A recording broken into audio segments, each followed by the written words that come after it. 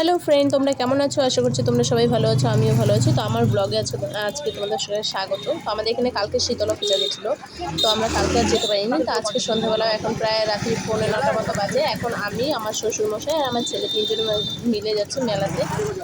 যতটা সম্ভব ততটা চেষ্টা করবো তোমাদেরকে দেখানো, আর তারপর ভয়েস দিতে পারবো কিনা, কারণ কি মানে সামনে এগোচ্ছিলাম তত আওয়াজ বাড়ছিল। তো চলো দেখাবো তারপর পুরো মেলাটা। নিশ্চয়ই তোমরা অনেকেই এসেছিলে, অনেকেই দেখেছো, কিন্তু আমি কালকেই গিয়েছিলাম।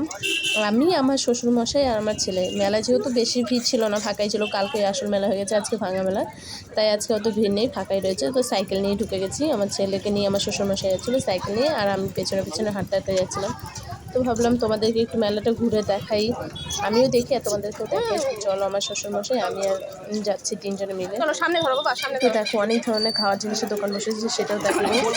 কী মানে উঠেছে, নাগরদোলনা ফোলনা উঠেছে। অত দূর আমি যেতে পারিনি, কারণ কি ছেলে আবার বাড়িতে এসে ঘুমোবে, যার জন্য আমি তাড়াতাড়ি ফিরে চলে এসেছি।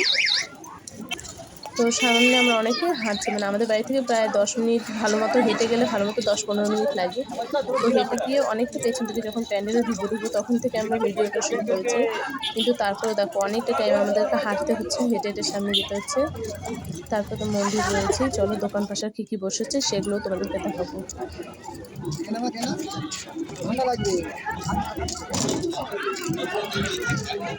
আর এত স্লো আমার মানে শ্বশুর হাঁটছিল সাইকেল নিয়ে। তো আমার ছেলে আবার পেছনে হাত দিয়ে বলছে, মা আমি ঠেলে দিচ্ছি, মা আমি ঠেলে দিচ্ছি। আমি কি হ্যাঁ তুই ঠেলে দে, না তুই হয়তো এগোতে পারছি না।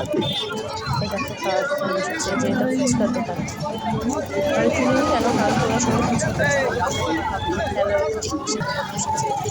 এখানে আরও বিভিন্ন ধরনের জিনিসের কিছু ফটো ফ্রেম আমি দেখলাম, খুব ভালো লাগলো। কিন্তু এবার আমার কাছে খুব মানে টাকাই ছিল না বলতে গেলে। আমি 100 টাকা নিয়ে মেলা দেখেছি, ছেলেকে খাবে, ছেলের খেলনা কিনে দিতে হবে। খেলনা তো কিনে দিতে পারিনি, কিছু কিছু জিনিস কিনেছি আমি।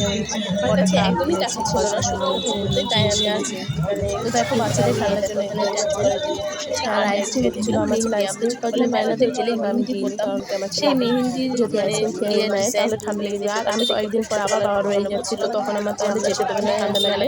কারণ কি এর আগেরবার আমি ছেলে ঠান্ডা লেগেছিলো বলে গিয়েছিলাম যেন আমাদের বাড়িতে, একটু সেটাই মনে মানে রাগারাগি বলে দিয়েছিল। খুব ভালো, তার জন্য আমি চাইনি যেন ঠান্ডা লাগে, কারণ বাবার বাড়ি সেটা নিয়ে একটু রাগারাগি খুব অশান্তি। আমি অশান্তি জিনিসটা খুবই ভয় পাই, যার জন্য। আর এই দেখো বিভিন্ন ধরনের জিনিস আছে, আর কিছু এই দেখো সমস্ত ধরনের যত ধরনের ক্লিপ চাইবে সব ধরনের ক্লিপ এই দোকানেই রয়েছে। আরও আছে, মানে ওনার কাছে ওনার পরিমাণ যথেষ্ট হয়। আর এই দেখো কি সুন্দর সুন্দর ফুলের ইয়েগুলো বসেছিল, আমার খুব ভালো লাগছিলো। তো আমি এখান থেকে কিছু কিনে নিতে চাইলাম, কিন্তু কিছু করার নেই, আমার কাছে এখন টাকা নেই। ছেলেকে কিছু না কিনে দিয়ে আমি কিছু কিনতে পারি না, তো যার জন্য আমি আর কিছু কিনলাম না। এই দেখো ওখানে বাদামের দোকান বসেছিল, আর এখানটা এত ভিড় করেছিল যে যার জন্য হেঁটে যেতে সমস্যা হচ্ছিলো। তো তারপর আমার শ্বশুরমশাই দেখছি ঝটপট করে সেখান দিয়ে সরে গেল, আমিও সেই সুযোগে সরে গেলাম এখান দিয়ে। দেখো এখানে অনেক খাবার, এই দেখো খেলনা জিনিস।